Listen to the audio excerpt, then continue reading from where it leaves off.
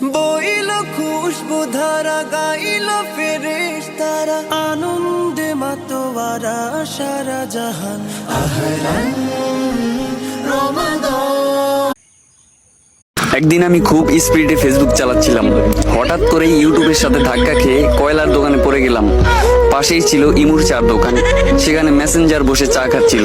Messenger message করে আমাকে শেয়ারিটের কাছে পাঠিয়ে দিল, শেয়ারিট পাঠিয়ে দিল স্ন্যাপচ্যাটের কাছে। স্ন্যাপচ্যাট আমার মুখটাকে ক্লিন করে ক্যাপকাটের কাছে পৌঁছে দিল। তারপর ক্যাপকাট আমার সকল শরীর ঠিক করে টিকটকে পৌঁছে দিল। এখন ফর ইউতে নেওয়ার দায়িত্ব আপনাদের। ধন্যবাদ।